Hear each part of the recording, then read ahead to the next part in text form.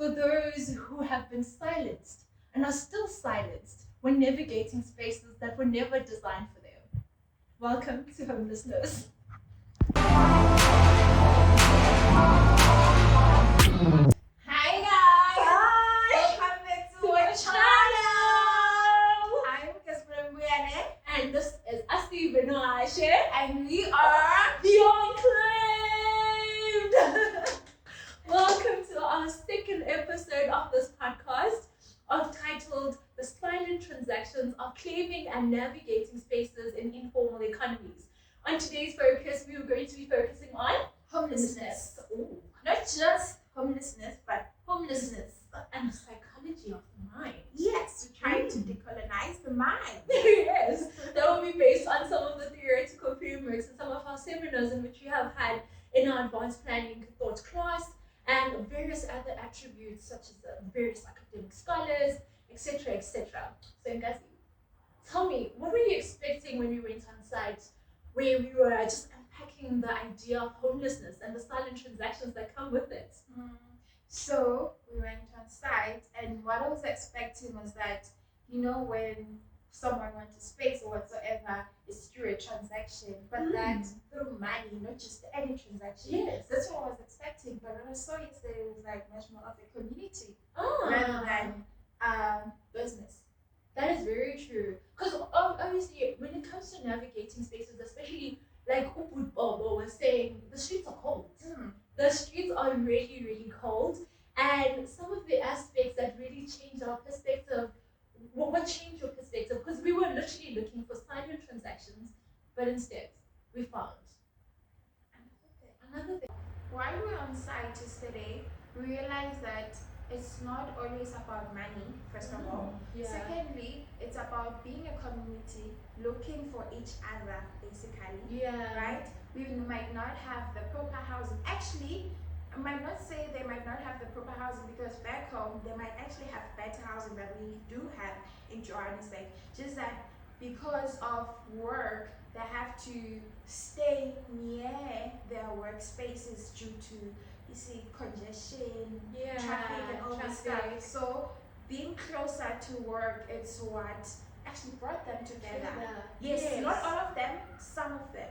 But what we saw was a community among people, and how actually they enjoy their spaces. As that white guy said, that don't take it as if like we are homeless or whatsoever. Yeah, it's not like you're not sleeping outside. You're camping. You're camping. That made us realize, and coming from a white man, we're not bringing race into it, but what's urban planning without bringing race and various political and aspects to it? He said, we're not sleeping outside, we're camping. Ponder on that. And we realized that the silent transactions of spaces or claiming or navigating spaces in homelessness is actually the psychology of the mind, and decolonizing the various apartheid and colonial aspects that have oppressed us as black people, whilst white people literally move around trying to escape this space that their very own forefathers actually created. True. Yeah. That's true. So what we're going to be taking you on is a journey of how the psychology of the mind works when it comes to homelessness. Yes. And what other attributes are we going to be unpacking? Would it be other countries? Theories? Actually, we'll also look at other countries such as Kenya or Nairobi, if possible, if we do have the time, because homelessness is such a broad concept. But we're trying to integrate everything into this Monanyana video. And I mean, what's urban planning with a little bit of integration? And African cities, we're born in community, right? Same community that we saw when we were on site. So that's what we're going to be doing, integrating a few things. Stay tuned as we take you on this next journey. Come with us. Come! fully understand the silent transactions of claiming and navigating space through the lens of homelessness as our key object, Ngazi and I had to go to a deep dive into the urban core of Johannesburg to fully unpack this. And we realized that over the years, there has been an increasing acknowledgement that homelessness is not simply about the presence or absence of particular forms of shelter, but a complex psychosocial... Ponder on that word, psychosocial. Yes, political and economic issues that span social, legal, and physical domains. Hence, it is very important to understand homelessness through decolonial lenses. A very important aspect that we don't necessarily do, hey? And what I've noticed is that homelessness or homeless people are often defined with reference to their lack of access to private domestic spaces. As Tasha Rannels 2017, when we were reading, she stated that her home has propelled her into a world of invisibility, a world where she is seen but not seen, heard but not heard. When she lost her home, actually, this is something that has been happening through and through. Yes, especially here in Bram. Yeah, you feel invisible. Have you noticed how homeless people always literally allocate themselves into spaces that make them feel unseen? It's like little pockets that you don't necessarily notice them, but you see them. Yeah. Yes. So homelessness is being garnered through exploration of how people occupy particular spaces, as you said, as embodied beings through engagement with other homeless people and a range of social and material practices that give meaning to their situation. So Tasha Rannels again supports this because when she interacted with other homeless individuals residing in parks and under the bridges, she noticed that this started comforting her to be actually around people who relate to her situation. The company, it restored the hope she thought she lost, actually. She found a home among them, and though it was only a figurative home, it shielded her from the ridicule and shame of those who chose to ignore her. Yeah. You get me? So it's being homeless, yes. Really deep. Being homeless isn't a mere effect of material loss. It's a stigma, an assurance from social life. So, according to Fennell et al., as we've read, the homeless are among the most stigmatized groups in the United States. As such, encounter a multitude of challenges. It makes me think of, when we were speaking to Budbobo and some of his friends, when they were talking about just the issue of homelessness and what homelessness is about, they were like, think of it as, it's not just sleeping outside, and that's what a white man told them, but instead you are camping. So we see homelessness, with us, we can see homelessness as an agent who negotiates these larger systems from zoning coordinates in order to make home-like places within public spaces, which is basically, Gazi, a process of evocative, orthoethnographic, which emphasizes individual agency, which is also a very important aspect, which allows us to illustrate our true reflections of how various spaces actually make us feel and how we navigate those various spaces.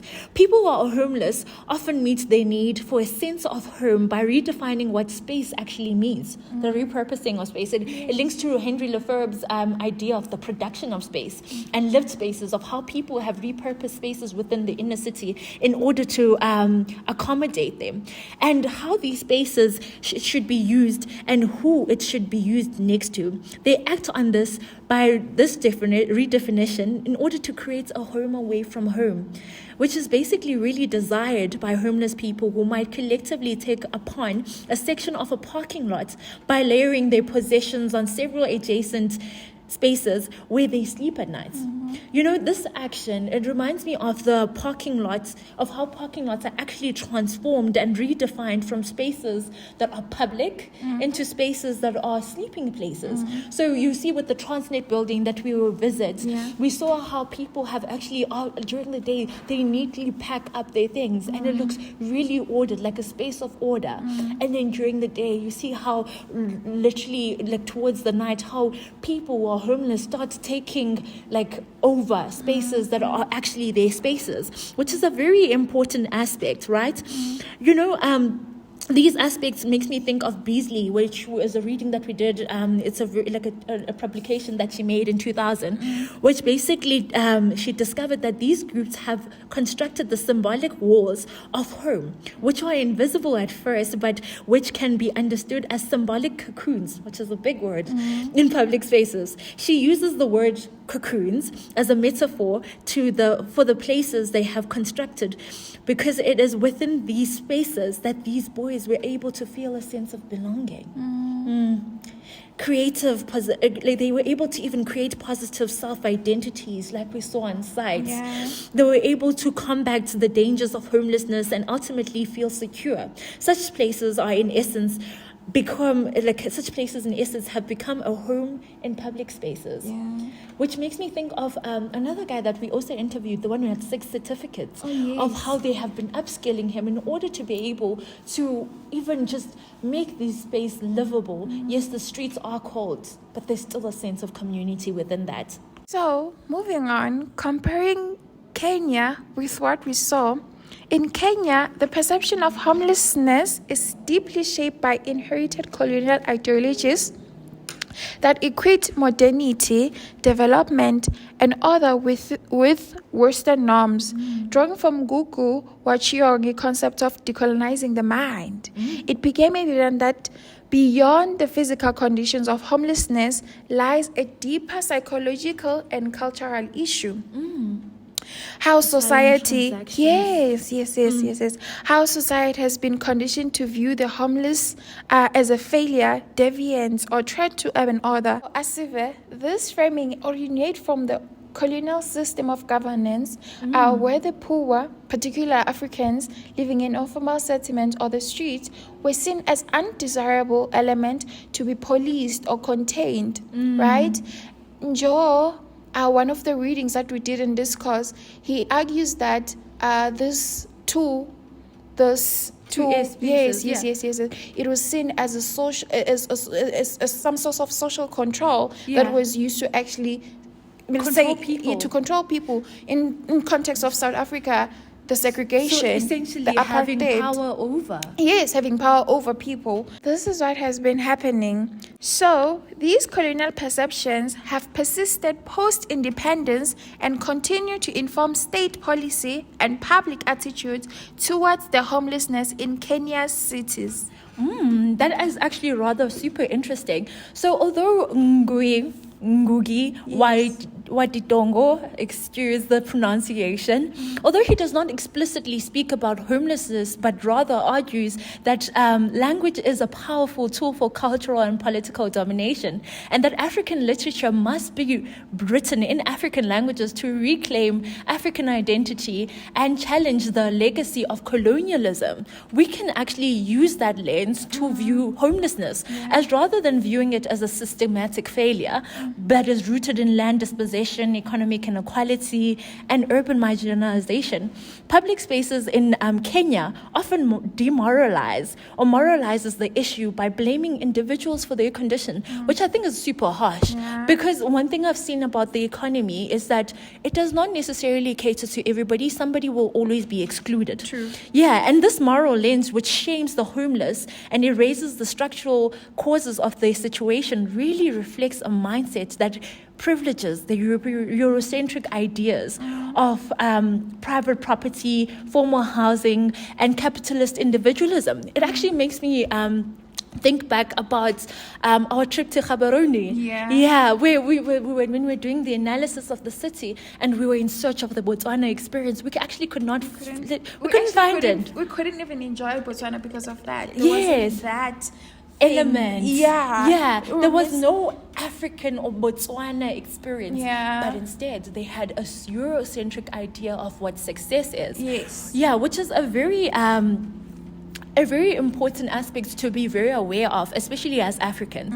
So in contrast to pre-colonial African societies that operated on communal systems of land ownership and kinship-based support networks that did not allow for the kind of exclusion that we see today, we need to decolonize the mind, which is something that Ngugi has been really speaking about. Yeah. It's like the integration of our languages and like into our research topics, for example, abavukabe panda, Yeah. you know, and using those aspects. And Lenhle is something that he's always advocated for that, because there's not actually a lot of African literature that speaks on African architecture, African languages, African practices, and how significant those like spaces were, right? So therefore, that also challenges us to challenge and dismantle the Eurocentric ideas and recognize that homelessness in Kenya is not a personal deficit, really, but rather it's a political and historical injustices, if we are being real about it. It's true. So, ladies and gentlemen, that's it from us. We really hope you enjoyed this podcast that focuses on homelessness, and we really hope to see you on the next one, which focuses on street vending And temporary marketplaces. and that's it from us. The Unclaimed!